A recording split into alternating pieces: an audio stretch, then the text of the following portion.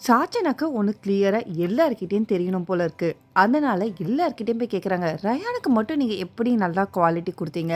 அவனுக்கு மட்டும் எப்படி நீங்க வந்து நல்ல பையன், லீடர்ஷிப் நல்லா பண்றான்னு சொல்றீங்க? நான் எவ்ளோ கரெக்ட்டா இருந்தேன். நான் கொஞ்சம் கூட எதிர்பார்க்கலன்னு" சொல்லிட்டு கேட்குறாங்க. என்ன அப்படி என்ன பண்ணிட்டான்? ஒண்ணுமே பண்ணல.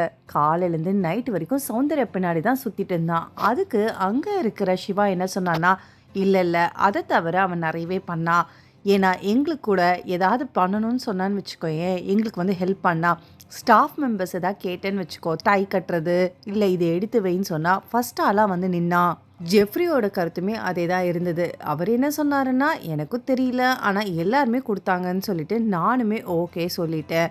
ஆனா, இவங்கள பொறுத்தவரைக்கும் சௌந்தர்யா டைரக்ட்டா ரயானோட மட்டும் தான் பெர்ஃபார்ம் பண்ணிட்டு இருந்தாங்களாம். காலையிலேருந்து நைட்டு வரைக்கும் ரயான், ரயான் மட்டும் தான் பண்ணிட்டு இருந்தாங்கன்னு சொல்லிட்டு, பாய்ஸ் கேங்ல மட்டும் இல்லாம, கேர்ல்ஸ் கேங்லயும் இத பத்தி தான் பேச்சு.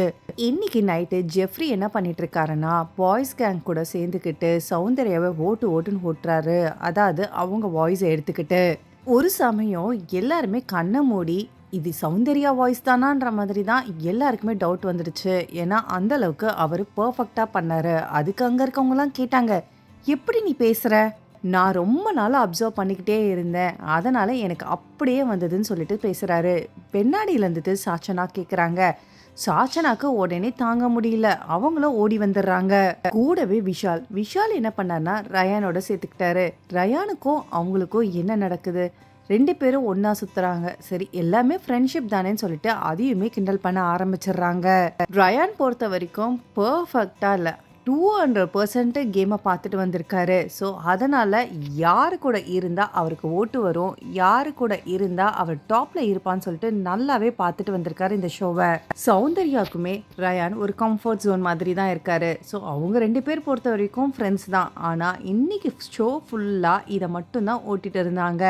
ஸோ, ரயானுக்கு பெஸ்ட் பெர்ஃபார்மன்ஸ் கிடைச்சது. இவங்க எப்படி குடுத்தாங்கன்றது நமக்கு ஷோல பார்க்கும்போது நல்லாவே தெரிஞ்சுரும். சௌந்தர்யாக்கு மட்டும் ஜெஃப்ரி, சௌந்தர்யா மாரி பண்றது தெரிஞ்சா என்னவாகும்? ஆனா, சௌந்தர்யாவும் ஜெஃப்ரியும் பத்தியும் பேசியிருக்காங்க.